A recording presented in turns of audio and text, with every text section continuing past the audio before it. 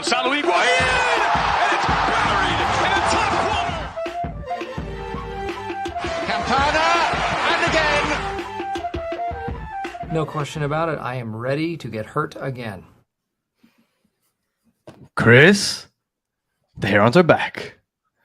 Welcome to episode number 30 of and it's a celebration. Herons.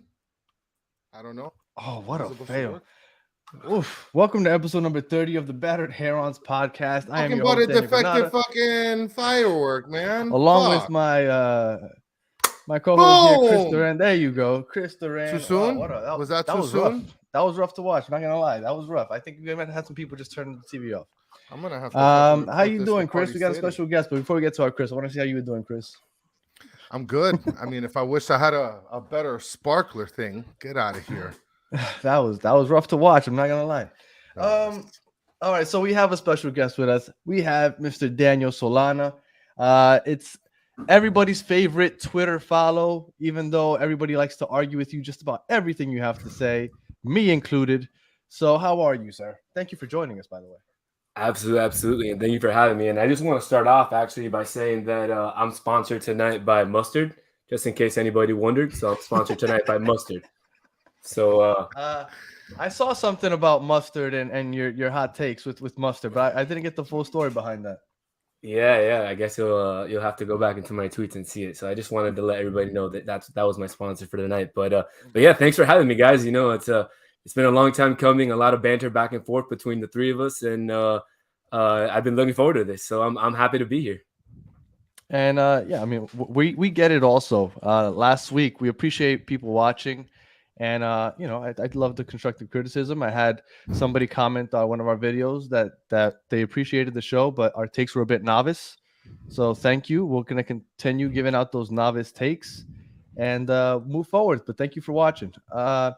So before we get started, we had some big news that more or less started surfacing on Twitter about, I want to say like half an hour ago or so.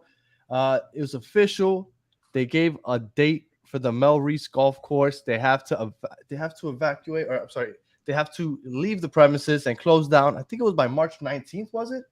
I believe it's the 25th is the last day that they have operations. Yeah, March 25th. I know that because I got a tee time on March 11th. Ooh, nice. Oh, there you go. Because all right, so this is from the Miami Herald. In quotes, please be advised that effective March 19, 2023, the Luca Enterprise Incorporated will need to vacate the premises. So they have to vacate by, according to Miami Herald, March 19th, which means that we might be breaking ground soon. So that's exciting news. And I mean, in a week full of news, and we're going to get into all that and a lot more. But I wanted to see, what do you think about that, Chris? We finally got our date on when we might, or at least a step closer to us breaking ground. Listen, we're a step closer to going into Dade County. So I'm super stoked for that. It's a less of a drive for me, even though I enjoy driving to Broward County every now and then. But, you know, the closer to me, the better. So let's keep it Miami, and I'm looking forward to that. And Solana, you said that you weren't going to get season tickets until they moved to Miami. So you considering the season tickets now? 100%. I said the day that they moved to Miami, that they have a stadium in Miami-Dade, I would get season tickets. So that day, I'll be the first one in line. Do you ever go to any games? I've actually only been to one game, the game at FIU. So I've stuck to my my word from the beginning. I said I wouldn't go to a game until they came to Miami, and up until now, I have not gone to a game. Only the game against Miami FC. Yep. That surprises me, man, because look, as much crap as people give you, like you support the team, you know, in your own way, but you support them, right? And so I thought that you'd be out there, but I mean, hey, you got to stick to your guns. I respect that. I've watched every single game from either my couch or from my IPTV, wherever I've been, you know, around the world. So I have watched every single game. So I refuse to go to the stadium until they are in Miami. From Uruguay. I did watch from Uruguay when I was over there. Listen, and I think Steve agrees with you. No one likes to drive to Broward, right? No. I wouldn't even go to drive to Broward, not even to see Diego Alonso when he was there. So, I mean, come on. But You know, you hate the way he's coaching the national team. Well, we're not going to get into Uruguay soccer right now, but we might get into it a little later. Steve Munoz says that April 1st is the tentative date to break ground. I have no idea where you got that. I hope that you are correct on that, because that brings it makes kind of the dream almost seem like a reality. We're finally going to get that stadium, and I couldn't be more excited because those 1 hour drives are brutal. It is.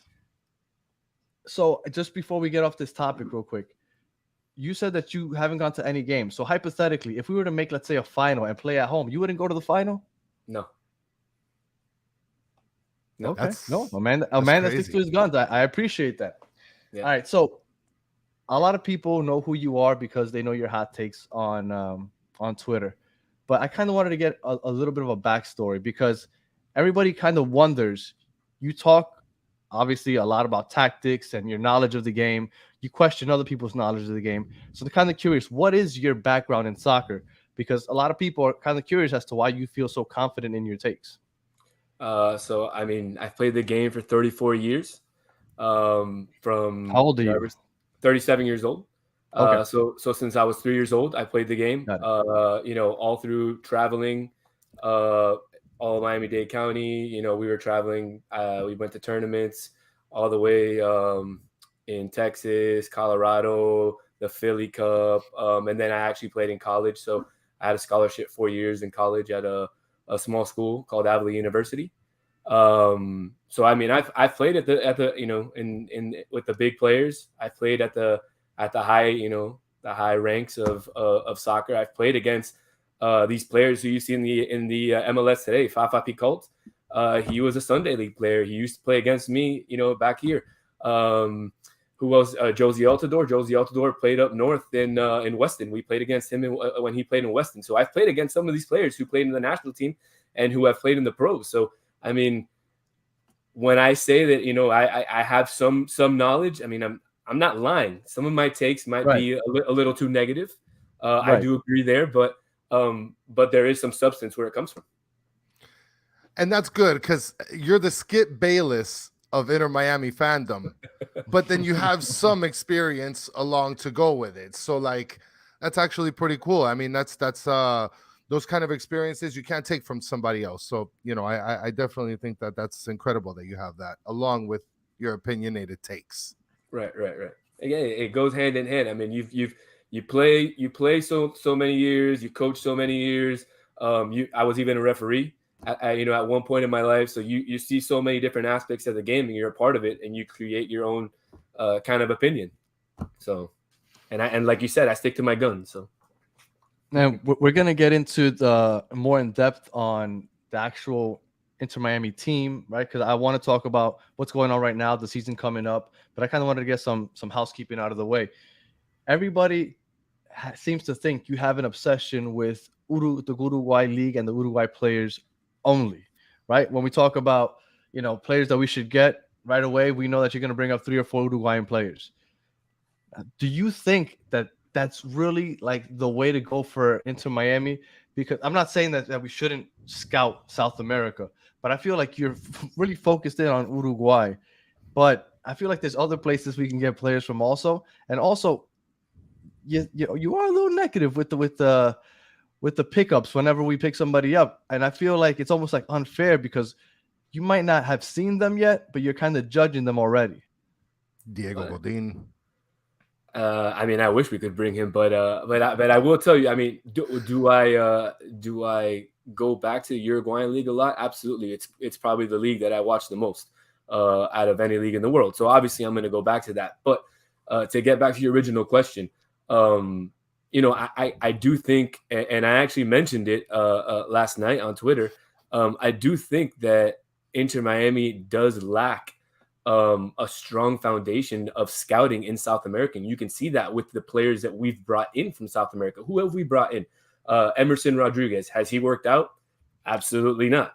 And we actually just sent him on loan. I know we were going to talk about that later. Yeah. We just sent him on loan to Santos Laguna. So that's already a point that it didn't work out. We brought Jean Mota from South America, and just to say, just to go back to that, how you were saying, you don't watch some of these players. Well, I went to the message board of Santos Right when I Mhm. heard of it, I read, about him. I read his biography, online, everything that I could say. And when I, gave my takes about what I thought he was going to be, it was exactly what he was. He was way overhyped up to what everybody thought he was going to be. Everybody thought he was going to be, this 10 who was going to give passes to our forwards, and Higuain was going to score 35 goals. And I mean, he was just a regular Brazilian guy that just couldn't hack it for Santos anymore, and we just picked him up for the cheap.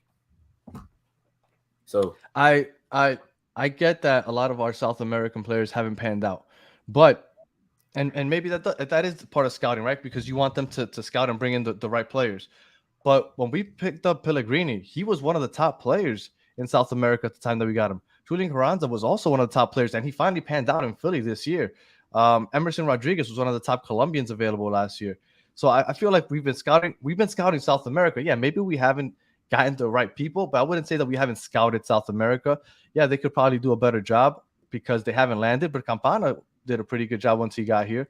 Now I know that he was part of the Wolves over there in the EPL, but I mean he comes from Ecuador. I think he did a pretty good job. Like I think you're a little hard on the team sometimes because they're going, like you said, a lot of them haven't panned out, but I think Campana did, and I think that I'm not as down on Mota as you are. I'm not a Mota fan. If they were to sell him, I wouldn't cry. I'm more of a Gregory guy than Mota, but I don't think Mota is as bad as some people might say, or maybe you don't like. And I'll tell you one thing, just talking about Emerson, and I'm a huge Emerson fan, but I don't think that he was put into the team to make an immediate impact. I feel like he was kind of like a project, and it just so happened that unfortunately by the middle of the season we ended up acquiring Pozuelo, which helped us more towards the middle of the field, which would limit Emerson and his impact on the team. So like now we're at a point where, I mean, I'd love to see Emerson get more minutes and sort of, I guess, build on his, I guess, try to get more confidence or whatnot. But it seems like it's a fair move to move him so he can be able to get that confidence elsewhere, because he's not going to see any minutes here, right? Well, go ahead, Solano. yeah, no, I was just gonna say I doubt he's gonna get any minutes with with the players that we have. I mean, with Ariel Lassiter and we'll see what happens with Robbie Robertson now, and probably with the new formation that we're gonna play, which is probably gonna look like a 2 forward formation, with maybe the new Argentinian Stefanini and Campana up top, or possibly even Joseph Martinez and Campana up top. We'll see, and hopefully we get Pozuelo back there. I mean, that's the lineup that I would like to see, starting night, opening day, starting night, whatever you want to call it. A lot of people in the comment sections are reminding us that I mean the sanctions are another reason why we've kind of gone. For example, like you said, we got Mota for the cheap, but I mean we also are under sanctions for 2 seasons, so that's another reason why we can't get some of these big names in South America. For example, there's just this kid, Daniel Ruiz. He's the best player in Colombia right now, probably. And I would love to bring him over here, but I mean, there's Barcelona that's looking into him. Like those players are going to jump either to Argentina or to Europe. Like the chances of them coming to MLS are slim to none. So I'm gonna name you 4 guys, and I'm gonna revert back to my Uruguayan league, but I'm gonna name you 4 guys who are under $1 million. And okay, all 4 guys are better than anything we have from the middle to the front. One guy, Alfonso Treza, he's kind of like a right wing, right midfielder. He plays for Nacional. His market value is $525,000. Renzo Sanchez. Is Nacional your favorite team in Uruguay? Yes, but that's not the only team I watch. I watch Peñarol. I watch I know. I watch that's Liverpool, fine. I was just curious yes. who your favorite team is, because they aren't they one of the better teams in the league? They're one of the more popular teams in the league. Yes. Yeah, it's usually between Nacional and Peñarol, are the 2 top teams in the league. Okay. Yeah. So this guy, Alfonso Treza, he's 22 years old. He's worth $525,000. Another kid, he's playing in the under 20 tournament. Renzo Sanchez, 17 years old. He's a right winger. He scored a really nice goal yesterday. Set up a couple the other day. He's worth $50,000. But you're telling me you couldn't bring this kid? Another kid, Ala Medina. He's 24 years old. He's a right midfielder. Plays for Liverpool in Uruguay. He's worth $1 million. You're telling me we can't bring this kid? And I've seen these kids. They're better than anything we've got. So to me, I just don't think we're scouting the right leagues. I get where you're coming from. My only thing is that we don't know if these kids will pan out in the MLS, because everybody thought Pellegrini would pan out. That's why we gave him a DP spot. He was like, I think he might have been our very first DP ever, and he Right. didn't pan out. But you would figure that he would, but he just didn't transfer. So I'm not saying that you're wrong on these players. Maybe they would be good, but there's no guarantee because a lot of these players don't adjust well to the MLS. Right, but the guys that I'm talking about are worth 500,000, 200,000. You know, we gave Pellegrini $10 million. So yeah, no, yeah, I know. You know, the difference that we're talking. I'm talking about guys who I've seen, who I know are kind of secondary or even on third market guys that could put in something. You know, and it's not just Uruguayan players. You know, I've got other guys that I've got a list of players that are playing in the under 20. South American Cup that are from Ecuador, that are from Brazil, that are from Argentina, that are, you know, less than $1 million, all of them. And, you know, I don't know what we're doing not scouting there. But now, and I think I know the trend that you're taking in terms of the players that you're looking at, right? Like, who is going to give me more bang for my buck, right? Like, who can I pay less for and get more value out of? Now, I imagine that all around the world, I mean, I could take a look at a list of players and say, well, these people don't make, you know, they're not going to cost me as much. So the value that I'll be getting in return for them is going to be great. But at the same time, like, I mean, you're legit taking a flyer on just about any player, regardless of where they're ranked at the moment. It's like what Danny said. Isn't it the same as picking up Robert Taylor from Finland last year, or picking up Stefanini from the Swedish league this year, or picking up Coco Jean, who nobody ever heard about last year from France in the middle? I mean, it's the same thing, but these guys that we're picking up are older guys when we could be picking up younger guys and, you know, bringing them up and then selling them and making a profit. That's what Atlanta has done, and they've done a great job doing it. Yes. Yeah, no, Atlanta has done that. And look at Austin. Look at Austin. Austin is just, the plan that they've put together is unbelievable. The only thing is, I feel like there's some leagues that have kind of almost like bridges already made. For example, if you're American, you end up in Germany. For example, if you're in Uruguay, you usually end up in Argentina, or you go straight to Europe if you're good enough. Like, I haven't seen too much. Like, I know of, was it Facundo came to Orlando? Yes, which must have killed you. It must have killed you, but outside of that, not many top Uruguayan players come to the MLS. They usually jump to Argentina or they jump to Europe. And I feel like there's certain bridges that are made for leagues, and we don't have that bridge to Uruguay right now. I mean, I think it would be great to have a bridge to all of South America, because I think MLS should be that bridge from South America to Europe. Right here. I could be that guy, that bridge to Uruguay right here. I mean, hey, Inter Miami, I'm right here, man. I could be that bridge to Uruguay. You know I'm letting it out there.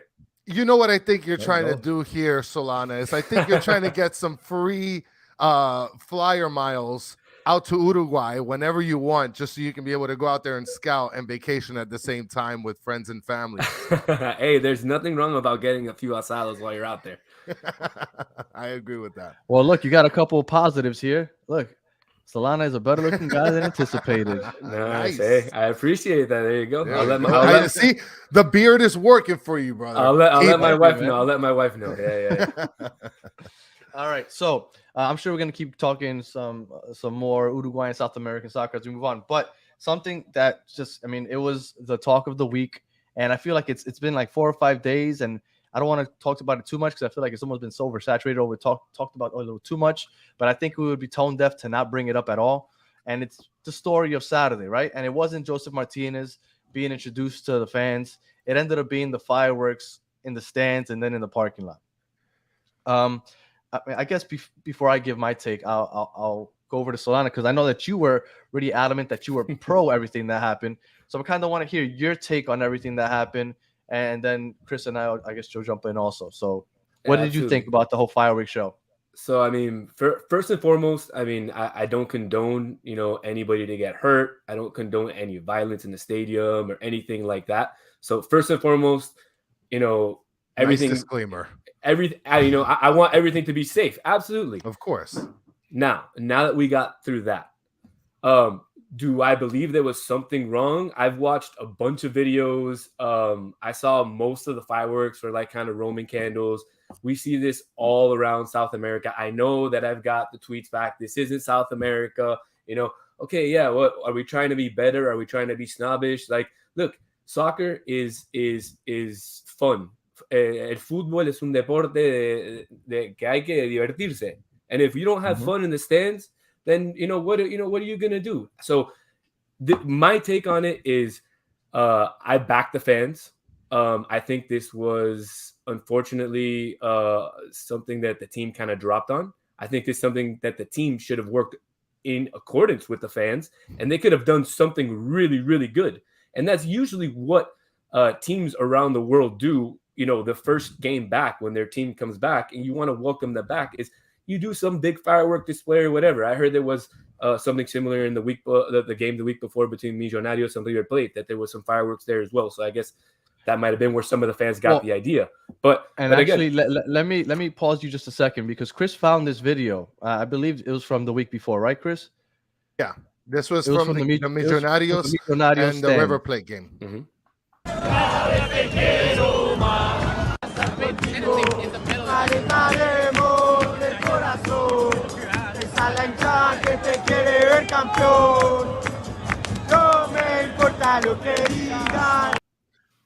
So that's basically the footage of not only people firing fireworks, but literally a guy playing Call of Duty, sniping people, quick scope from the stands. Like, that is insane.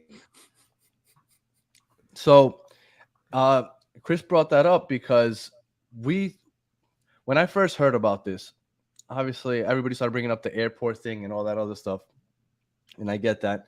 But then I heard that the Millonarios thing happened the week before, and then the first thing I was interested in is, did they get any repercussions? Now, my understanding is that they did have some people kicked out of the game, but I haven't heard about any arrests. Now, I haven't heard about any arrests for Inter Miami either, so I feel like a lot of this stuff is still unknown. So, Chris, what did you think before I get onto my diatribe of what I was going to say? Well, one thing I do want to mention is their fireworks worked better than mine. I mean, come on. About my stuff at Party City. Look, look, they're really passionate. They're fans that are very passionate. They want to do things differently. They want to sort of lift the vibe.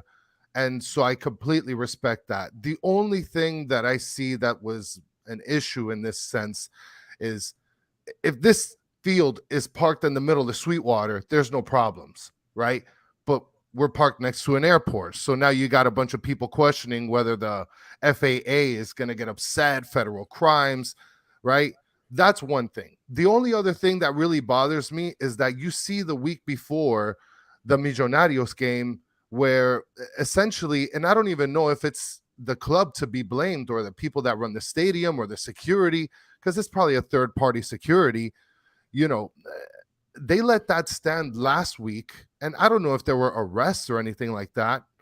So I can't imagine that the fans should be at fault, I guess, because there's too much of this. I'll give you my hand and you take my arm with the organization and the supporter groups, right? I feel like there's a little bit going on there where they use the supporter groups, of course, for marketing, right? And if you guys want to stop me, just stop me, because I'll just keep talking. But they want to use them for marketing, but at the same time, they've given them a lot of leeway, right? So you kind of have to be careful with that kind of thing. I mean, I don't know. What do you think, Solano? I mean, I don't know really what you mean when you say leeway. If you don't mind me go ahead in a second. What I think Chris is alluding to is the fact that I've seen some people talking about it, and they posted pictures of the rules and regulations for fans, MLS conduct, and all these other things. And everybody's like, oh, but you see, they say no fireworks. They also say no smoke bombs. But my understanding is that the North Stand is allowed to have smoke bombs. I think the team gives it to them. So there's a gray area there where the rest of the stadium is, prohibited from doing some things, but they let the North Stand do some other things that everybody else isn't allowed to. And I'm not saying that that's wrong. I'm okay with it because they build that atmosphere that we want at the games. But you can't tell them, hey, you're allowed to bring smoke bombs. You're allowed to smoke. They don't say that they're allowed to smoke, but they don't tell them not to smoke. And nobody else in the stadium is allowed to smoke. So there's a lot of things that they let them get away with But all of a sudden, this one is where we draw the line. Now, again, I understand everybody's going to bring up the airport thing. I'm yet to see an airplane land at nighttime at right next to Drive Pink Stadium. Maybe that night it was going to happen. So I understand that is a possibility. But the one thing that I really was disappointed by was not the protest, because I liked the protest. If me and Chris come up with an idea and we both execute the idea and they only take Chris, I'm walking out also, because it was both of our ideas, even though he's the only guy. So I was 100% good with the protest. I just thought that I didn't understand why would you shoot off fireworks in the parking lot after you just got in trouble for fireworks in the stands. Like, I guess that's part of the protest, but that was the only part that I was like, I was cool with the protest. I don't know why you guys kept going in the parking lot.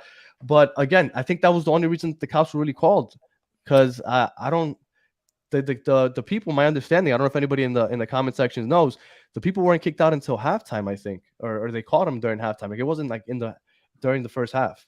Well, right. It could also be because they're not playing Call of Duty with fireworks like the Millonarios were. You know what I mean? Like, no, look, at least I saw like one or two people say that they got hit by some of them.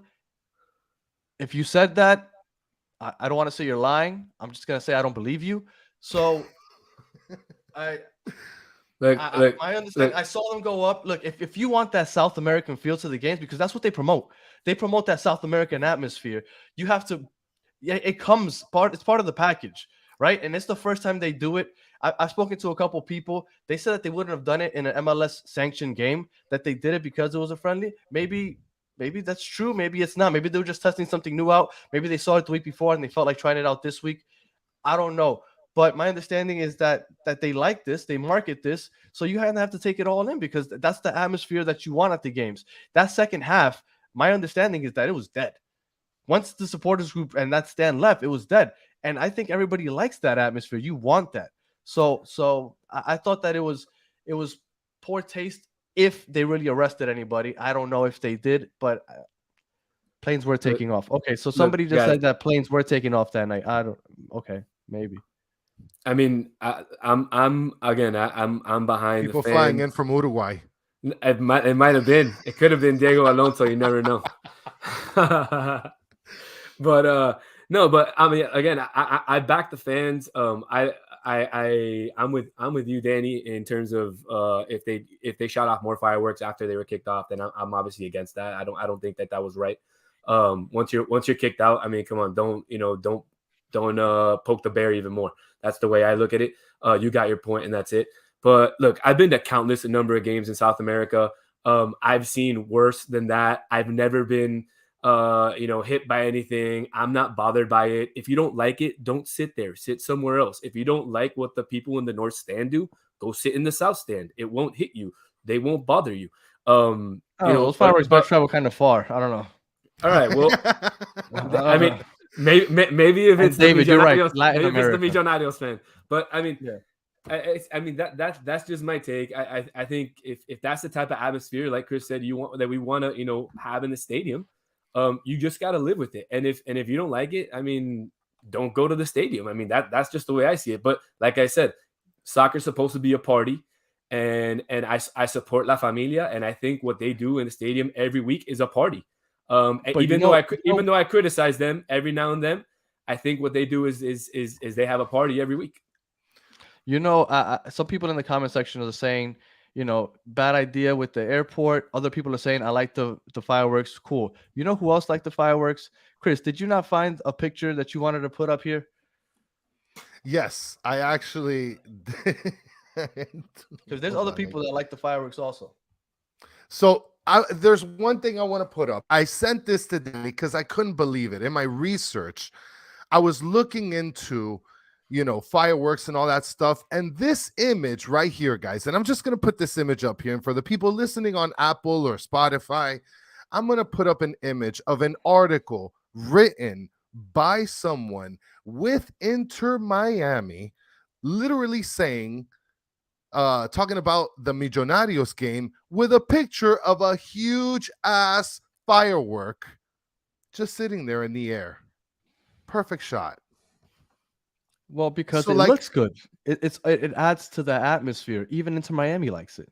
It does, but then Look the at that next week smoke. you're Look yeah, at that smoke. Doesn't that atmosphere just look beautiful, guys? it looks amazing, Don't you but just want to be there? and yes, and it is an incredible atmosphere. But how is it that the club can be able to get mad if there's a literal firework in the background of something that they are publishing? That is insanity. Look, again, the only thing that I mean, I'm just bringing up the facts, you know? look, It's just bringing up the I'm facts. with it. The part that bothered me the most, I thought, again, was that they did the protest. I thought that everything was good. Then I thought that maybe the whole fireworks outside in the parking lot, I thought that maybe that was a little of poor taste, because at that point you're just literally giving the finger to everybody that just kicked you out. You already made your statement. But again, like you said, I'm with the fans. I love the atmosphere, and Vice City put up a post yesterday that they were looking forward to the start of the season. So it looks like things are patched up in the behind the scenes. So hopefully, because I would hate to see this this season start with a north stand that is half empty. And I'll tell you something, everybody's bringing it up, and it's something that you and I, Danny, talked about earlier this week. The club should help out making those tifos. Look, my wife's an artist. Figure out how to get that done so we can get that done. Listen, I saw the tifos by the Millonarios, and that there were something else, man. Like 3 tifos, just boom, boom, boom. And I thought to myself, those are incredible, man. If we can be able to get that, muster that down and get that down, that'll be beautiful. I mean, we were just talking about seeing if we can get it done in the South Stand, but then everybody there is like, I mean, we're gonna have to tell like every human being there and be like, hey, you and I are gonna have to carry that thing by ourselves. Yeah. We sit in the South Stands behind the goal, so unfortunately, we don't have people that are as enthused to carry a tifo from the bottom to the top. So we have to figure out how to do that, just you and I, Chris. And if that doesn't work, then maybe we can help the North Stand somehow get some going, because man, those tifos would be awesome. That would just add to the atmosphere that we were just talking about. Yes. Yep. And also your All fireworks, Chris, you got to take those. I mean, that might be the trade-off that the club did with Vice City. I'm not gonna lie. It might be, hey, let's use Chris's fireworks, and hey, you never know. Well, if they use my fireworks, there's nothing gonna be going on there now. Nothing to worry about. All right, so we're half an hour in, and we haven't really talked about any current Inter Miami. So I guess we'll jump on unless anybody has anything else to talk about with South American soccer or fireworks, because those only one thing I wanted to mention is, if we were to have Daniel Solana's perfect squad, I think this would be very close to what it would look like. And so the listeners know, I would take that squad also. I mean, yeah, I would take that squad too, but I mean, come on. We'd have to fly Danny over there on the company's dime, taking vacations out there. I mean, I don't know. I mean, do we want to lift the cup or not, guys? I'm telling you, it'll be worth it. Yes. If we coached by Diego Alonso, I like it. Yeah, I mean, Diego Alonso won't bring these obscure players that Neville brings. I'll tell you that. Oh, you know what? Before I get into anything, I do want to get into the whole Phil Neville hate, because you hate this guy. Why do you hate Phil Neville so much? Since day two, by the way. But why? What did he do to you on day one? I watched his team play. Oh, don't give me that. Come on, man. But know what? Look. I want to go ahead. Actually, to be honest, I gave him about a month, and okay, and nothing. But that's what it took for him to get things right. No, but nothing improved in his first month. I'm not talking about last season. I'm talking about the season before. Nothing improved in the first month. But that wasn't his roster, though. It doesn't matter. It doesn't matter. As a coach, if you agree to come coach a team, that is your roster. You can't tell me that. So you came in to coach a team and you're going to say, I'm going to coach, but those aren't my guys. Well, then don't come coach. No, you're going to do the best you can with your guys that you have. I understand that point. Yeah, but once the offseason came, he's got no clue what he's doing. So the best he can do is no clue, which is exactly what happened. We missed the playoffs last year. And then this year we made the playoffs because our GM brought Pozuelo over, and Pozuelo was able to light a fire under Higuain, and Higuain had an all-star second half of the season, and we made the playoffs. Individual players made this team to the playoff, not the coach. Okay. Okay, so let's start with that.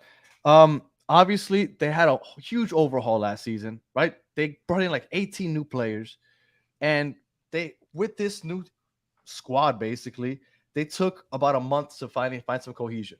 They started off the first 5 games of the season horrible. But after the first 5 games, it seemed like everybody started to hit their stride. Campana started to hit his stride. He started getting more minutes. Things changed. You don't think that he gets any credit for finally figuring things out after the first 5 games and then kind of righting the ship? Because after those first 5 games, everybody, me included, look, Chris got his first season tickets last year because of me. I kind of pushed him to do it. And after the first 5 games, I felt so guilty because I got him to pay for season tickets for the worst team in the league. But things changed. Things got a lot better after that. He gets no credit for that? Absolutely zero credit. No, because things didn't change and things didn't get better.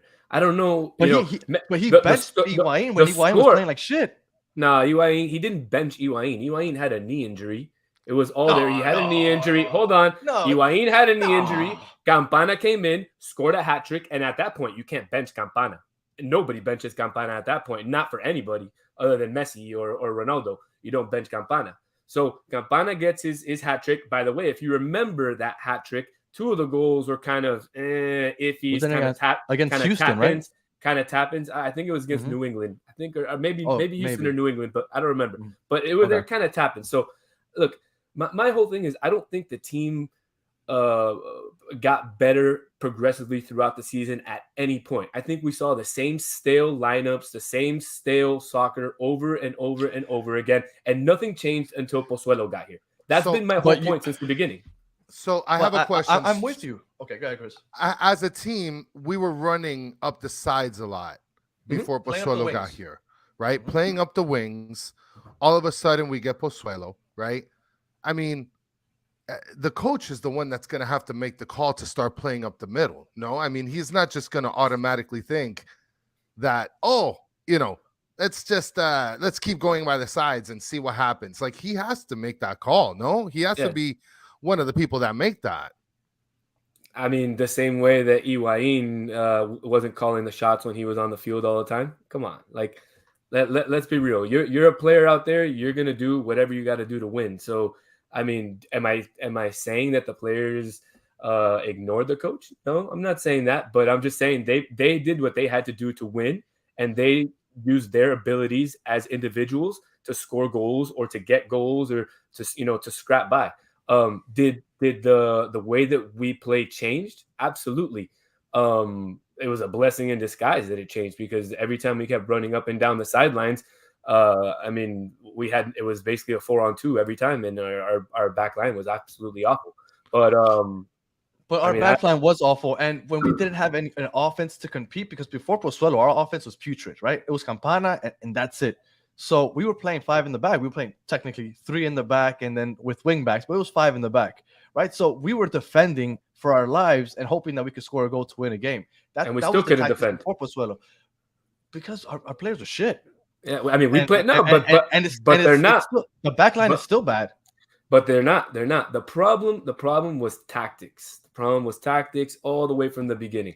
And I know a lot of people are dying to hear about tactics. I see you laughing there, Chris. But hey, to me, I said it from the the team, we would have made the playoffs without a doubt. Look, tell me the tactics that you would have preferred then. I mean, for me, I've said it from the beginning. I didn't like Gregory, didn't like Mota. I would have preferred to have the season that we had. I would have preferred to play the kids. For me, I would have played Yedlin on the right. I would have played in the middle, Saylor and McVeigh at his normal position, not at left back, just like he ruined Lewis Morgan. Lewis Morgan, he had him playing right wing back.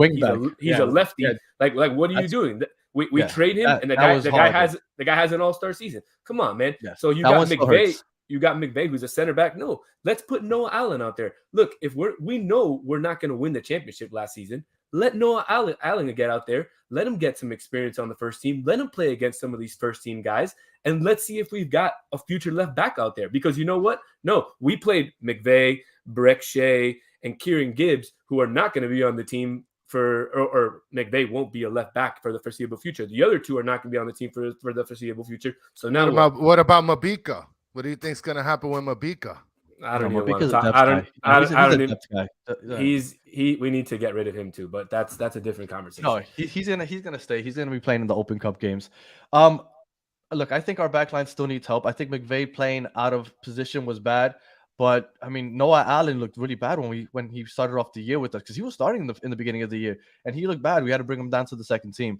So I didn't like McVay as a left back, but I understood it. Just holding the space. Hopefully Negril that just came on, Franco Negril, he could take over that spot and improve. McVay at center back, I think we're sturdy there. I think we need to replace Lowe. With who? I don't know. I was hoping for Felipe from Atletico Madrid, but my understanding he's going over the Wolves. So that's not happening anymore. So I'm not sure where we're going to go with that. There's Well, a couple of Colombians. I've got two names for you. Not Uruguayan. Not Uruguayan. Oh, nice. There we go. Let's bring it. Yeah. Does anybody have any connections to the Inter Miami workings, like the scouting department? Because if they need to hear this. So the two names I've got, one is actually they're both actually Argentinian. One is Federico Fernandez. I actually was looking at that player a little earlier. So he's actually, and I'll tell you this, he's actually free right now. And he's played with Elche, he's played at Newcastle, he's played at Swansea, Napoli. I believe he was formed, if I'm not mistaken, at Estudiantes de La Plata in Argentina. So, and he's on a free transfer. He's only 33 years old. So, I mean, he's not that 33? old. 33. He's not that old. That's on the decline. I don't know. It is, but it's better than whatever we've got now. And another guy that I got is Emmanuel Aguilera, he's had his run in another Argentinian center back, 33 also, but he's had his run in the Mexican league. Played at Atlas, played at America, he played at Tijuana, and he played at Independiente in Argentina. So those are two names that I got.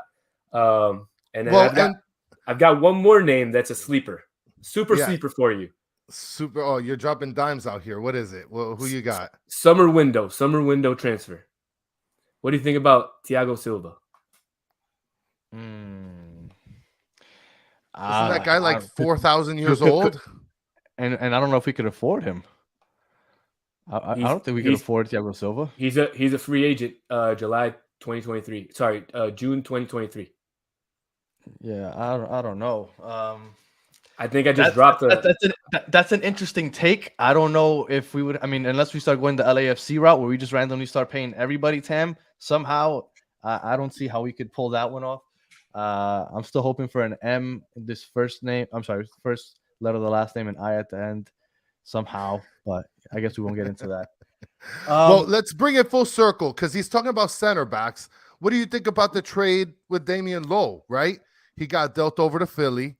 We lost probably our best center back, right? I mean, for good or for bad, right? I mean, it is what it is. He was our best center back.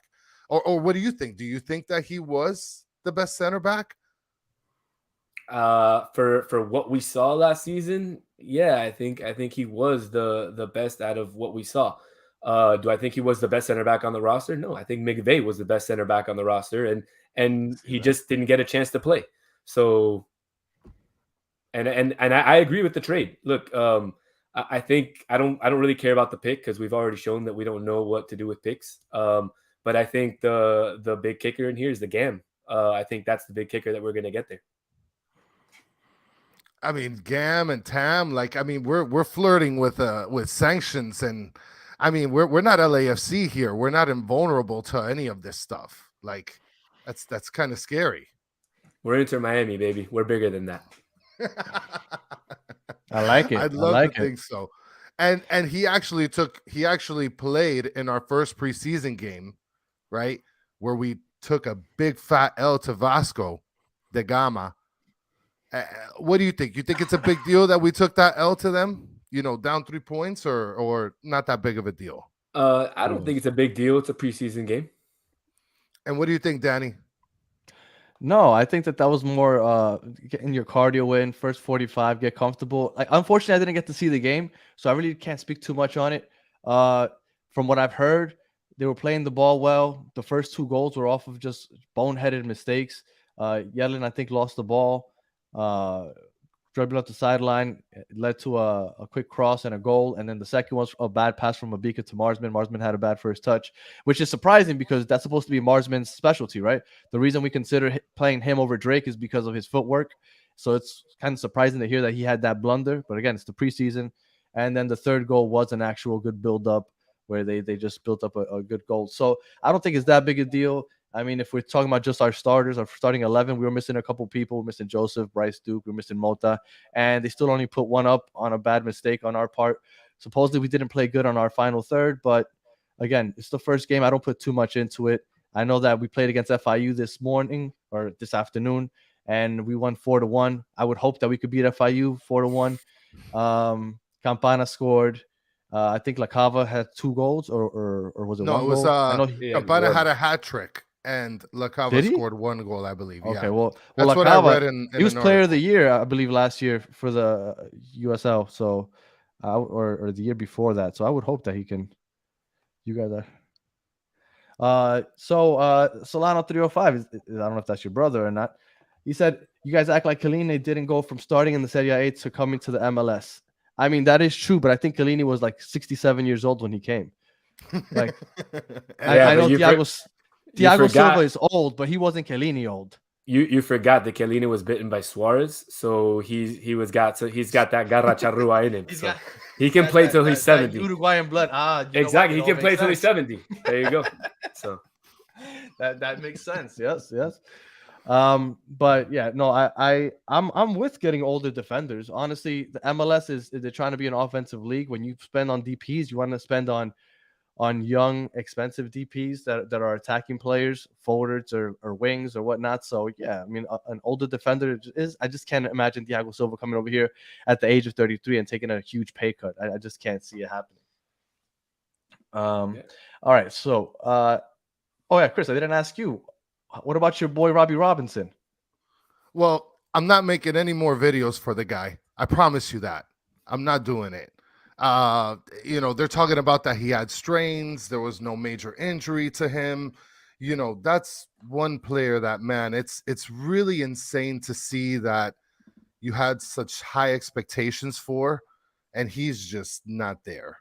He's just not there. And now you have a lot of people talking about whether to move him, send him over to, to Charlotte. I don't know, man. A player with so much potential, like, geez. Van Harrington just said Suarez has the clap. So I just had to put that out there since I didn't want that to get unseen. Go ahead, Chris. I'm sorry. Yeah, I mean, Robbie Robinson, I think that, I wish I could tell you opposite, that he's going to work out for us. But I mean, as far as from what we've seen, like he couldn't go for more than 20, 25 minutes, which was the expected minutes that he was supposed to fill for the game. I mean, I don't know. I really hope that he sees a lot of time in the preseason, to be honest. Are you crazy? If he sees a lot of time in the preseason, he won't make it to the regular season. They need to put him in a container. It's just like in a bubble and just roll him around in an Iron Man suit is what they need to put him in. Game 1, because he is no way does he get playing time. I don't know. I compare him to Mike Miller. I compare him to Mike Miller. I don't know if you guys remember. Mike Miller was fire for the Heat, man. Yeah, but he was always too. He was always glass though. He was hurt all the time. But I wish he wasn't hurt all the time, because when he isn't hurt, he does show some flashes of being a decent player, or at least a player who can play in a rotation. But to me, he's always hurt, so it's been a bust for a number 1 overall pick. All right, I could see that. I could definitely see that. No, I mean, look, a bust in the aspect not because of skill, but because he just can't be out there. And that cliche, right? The most important ability is availability, and he hasn't showed that. What were you gonna say? Well, and Edison Ascona was a huge bright spot in the last game. Second half. In the second half, he was a huge bright spot. He was, based off of what everybody says, because I didn't watch the game, right? Well, I mean, I saw highlights. There were a couple of channels that broke down some of the highlights. I mean, you see the same highlight package throughout. You see the same package throughout some channels, but then there was some Brazilian channels that had different highlights. And you really could be able to see, like, this kid Edison is a problem. Like, he's going to be a problem. And that guy's like a baby in diapers. So, like, in a year or two. And he's Dominican. which is And really he's cool Dominican. because that's not something that you really hear about a big time Dominican soccer player, which is really cool. I mean, if he was playing for New York, that fan base would be going crazy because a lot of Dominicans in New York, not so many down here in South Florida. There are, but not as many as especially in in New York. Broward, not in Broward. Now, a big part of this first preseason game that I mean, at least I was interested in, and I haven't heard too much. The little bit that I have heard was kind of, I guess, somewhere in the middle and maybe a little positive. I don't know if you've heard anything, Solana, about Pizarro. Pizarro finally got on the pitch, and what have you heard? Because I've heard all. I mean, I don't want to say positives. Nobody was glowing about how great he looked, but nobody said that he looked bad. What have you heard, and what do you think about Pizarro in general? I mean, in general, I think we gotta find a way to get him out of the team as soon as possible. That's my opinion. Hey, I'm with you. Okay. Now, over how he played on Saturday. Again, I didn't watch the game. I watch highlights just like Chris. I tried to watch as much from the Brazilian channels as I could, and I did get a few different looks. He had a couple nice shots. Looked like he was moving well on the pitch. But I'm over. I'm over Pizarro. I was over him. After he scored his first goal in season 1, and that's all he did, and that's it. I'm done. Like, let's get rid of him. Let's start anew. Well, and it's a shame because you could see the skill, right? You could see that he has, I guess, the components to be a good player. I mean, I'm not saying great here, but he shows some skill, right? I mean, and you being a soccer player in the past, I imagine that you see that as well. I mean, to get to that level, you have to show something or know somebody. So that's all. Let's just leave it at that. No way does Inter Miami pay $12 million for you if you aren't showing some type of, skill. Because they paid $12 million for him. But you also have to remember when did we get him? So back in the inaugural season, we didn't even have a coach. There was 2 weeks left before the season, and we didn't even have any DPs. So the front office and Paul McDonough, he went crazy and he was like, "Oh my God, who do I bring? Who do I bring?" And he was the only one, so he overpaid for Pizarro. Pizarro was never worth 12 million. Maybe 6. You sure it wasn't maybe 5. Diego Alonso? Didn't Diego Alonso have a lot to do with that though? He did because he had coached him prior, or right, he had he seen won a him prior in the him. Mexican League. Oh. Yeah, so he had said to bring him, but I thought that they had overpaid him, and I had tweeted that way back then that they had way overpaid for him. I don't think he was worth more than 4 or 5, maybe 6 million, but 12 was way too much, and I think we've all obviously seen that, right? Yeah, because nobody wants to buy him now. Yeah. Well, Pizarro looked like he's staying, but after the trade for Lowe, a lot of talk has been about how they traded him so we can get the money to pay down Gregory's contract and we can give Pozuelo a DP spot. So it looks like there's a possibility that Pozuelo's coming back. Nothing official yet. Those are just, just the word going around. How do you think this team would look with Pozuelo in the starting 11? Because I'm assuming they're going to play a diamond formation in the midfield. But I don't know is it going to be Pizarro and Pozuelo? Pizarro as an 8 and Pozuelo as a 10? Or how do you think this is going to look once we get the season started if we have Pizarro and Pozuelo on the roster? I mean, I'm hoping that Pizarro isn't on the roster, but if he is, I'm hoping he's riding the pine and Pozuelo starting at the 10, and you got Joseph and Campana up top. I think that's going to give us the best option to win. And then if you've got the players who you've got on the roster right now, you've got to put maybe Jean Mota in the middle with Gregory, and then maybe Bryce Duke, behind Pozuelo. But what about that's you, Chris? How I see it. How do you think I think that the lineup, I think from the middle to the top is something that I feel like a lot of fans at this moment are very comfortable with. I feel like everybody is pretty comfortable with how the squad looks from the middle up. I feel like, of course, in the defense, it's extremely shaky. And you can't deny, Solana, that there was some sort of connection between Mota and Gregory. I mean, they're not the best players, but I mean, they were doing pretty good. Please stop talking negatively about my boy Gregory. I think he is awesome for what he does. He was, I think, second or third in the league in tackles won, and he played like 3 or 4 less games because obviously he gets suspended sometimes. But look, you can talk Mota. Where was he in balls? Where was he in balls lost?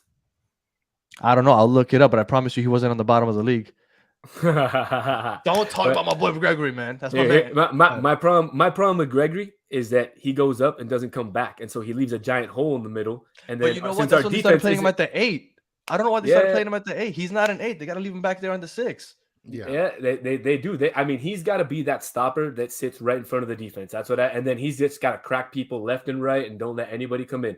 But I don't know why Neville doesn't like to play him there. For me, I've always said it. The best way to come out playing from the back is to have Gregory sitting right in between your two center backs, and that's how you come playing from the back. I think the reason is because they had Mota out there as an outlet for those center backs, because Gregory just isn't as good distributing the ball as Mota is. And because of that, and because our center backs are so, I mean, we don't have the best center backs in the world as far as distributing. We needed somebody that can get that outlet and connect those passes from the center backs to Pozuelo up front. So I understood why he did it, but I hope that he doesn't continue to do it. Gregory has to work on that. As much as I like Gregory, he's got to work on that, because we can't have him playing the 8. He needs to be the 6, and if Mota's going to play, he needs to be the 8 with Bryce Duke hopefully next time, because I don't want to see Pizarro. I'm sorry to cut you off, Chris. Go ahead.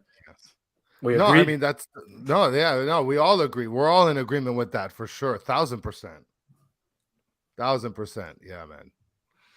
All right. So we are in agreement with the Gregory thing. We're not sure how this is gonna look with Pizarro and Pozuelo, but we're getting down. Oh, we already talked about Emerson.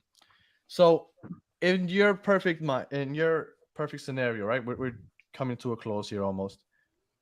What would be your perfect starting 11, tactics and player wise? Okay, with the team that we have on the roster today, right? No Uruguayan players. No Uruguayan players. Perfect.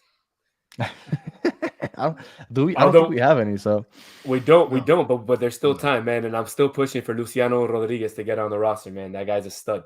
But my starting 11 today would be not Marsman in the goal. Anybody but Marsman in the goal. So I go with Calendar. On the left, I go with the Argentinian that we just got, Franco Negri, right? Okay, Negri. Okay, I'm with you so far. McVeigh and Sailor, and on the right, you got to go with Yedlin. Who else are you gonna go with? Yeah. Okay. So with the current roster, I'm with you so far, because if we don't bring anybody else in, it has to be Sailor over Mabika. All right. So we're solid so far in the back line. Absolutely. Across the middle, I would go with a diamond. So I would play with Gregory as kind of like my 5 or my 6, kind of like that stopper. Okay. And my two kind of center mids would be Bryce Duke and Mota. Okay. And then I'm putting my fingers together for Pozuelo to be that 10. But if not, then it kind of creates a big issue, because we have kind of a hole there in the middle. We don't really have a lot of options. But maybe you give Edison Ascona the chance to play at the 10 if we don't find a 10. Why not? Sounds kind of interesting. I mean, look, we didn't know about Bryce Duke very well last year, and now we all want him to play more. So that's a possibility. And then up top, you got to start Joseph and Campana. You got to see what they've got left. Although, disclaimer, Joseph Neves have been playing on that turf for a long time, and he's not the same player. So, let's not get all overexcited about this signing. Yes, he's a former All-Star, but let's not get crazy. Let's keep this. What do you think is a successful season? Like, what would be a disappointment? Because I spoke about it last week on last week's episode, and I said if he gets less than 15 goals this season, I think it's a disappointment. What would you put that number at? I would probably put it around 10. I would say 10. Wow, that's low. Okay. Yeah. I just don't think. Much. No, I think he's going to be the secondary striker to Campana this year. That's my opinion. I just don't think he has the speed that he had before, and he won't be able to get those through balls that he once used to get. And trust me, playing on the turf is for a lot of years is rough on your knees. So, well, and I imagine if we do end up locking Pozuelo up, I mean, I think that's going to pan out perfectly for Joseph. No, absolutely. I mean, I think that's the dream scenario, right? Yes. Well, and I felt like he didn't mesh well with Campana as much as he did with Higuain, and since Joseph is a little bit more slower paced, I feel like it can work well for him, especially having a gifted passer like Pozuelo. Could be, yes. Yep. All right. so we basically come to the end. I wanted to throw out one name out there since you got to throw out so many Uruguayan names. I wanted to throw one Colombian name out there since I watched the Colombian League. I'm wearing my Pereira Campeón hat since we won the last season for the first time ever. Andres Llanas.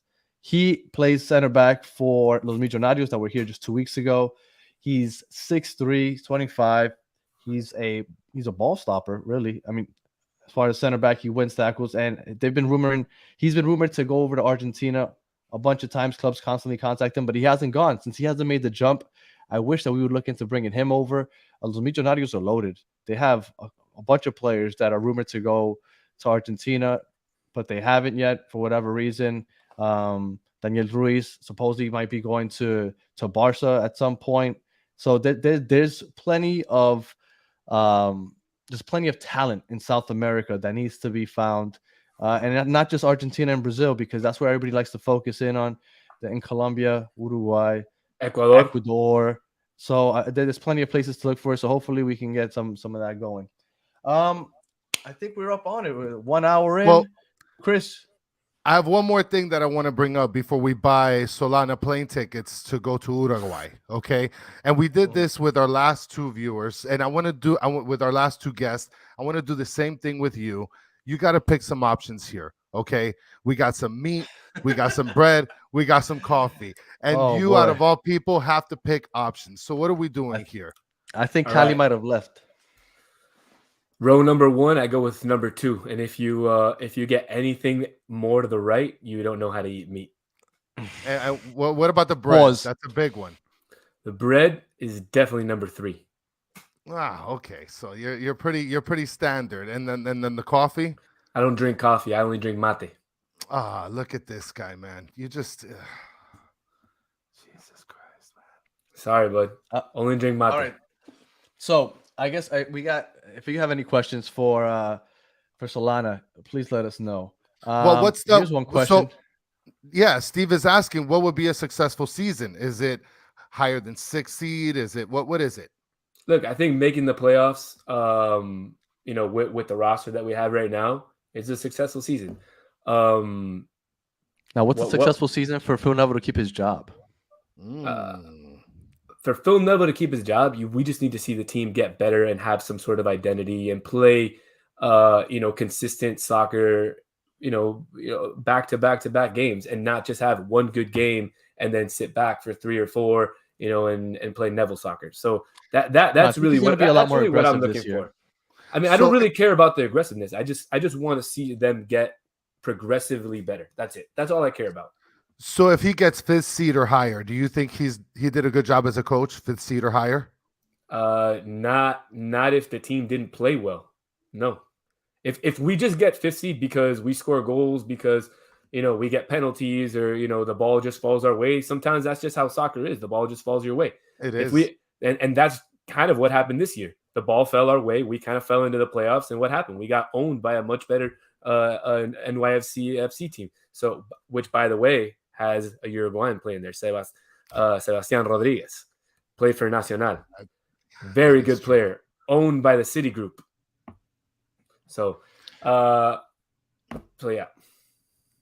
Yeah, I mean, look, and I'll tell you this much. Look, as much stuff as everybody gives you, we definitely thank you for sure for being on the show. I know that I could probably speak for. Appreciate it. I know I could speak for Danny and say that we had an incredible time. I'm pretty sure all the viewers also had an incredible time, and thank you for everyone for getting involved in the chat. You're welcome into the Battered Herons household. Okay. But let's just lighten up a little bit on the Phil Neville. Hey, you got to give him a little bit of a shot. I mean, the thing is, you said that he didn't show any improvement, but I don't know how you could see the first 5 games and see how we ended the season and not say that it's no improvement. Like if you were to say it was some improvement, but it was basically on the shoulders of Pozuelo Higuain. But man, you should straight out say he gets no credit. And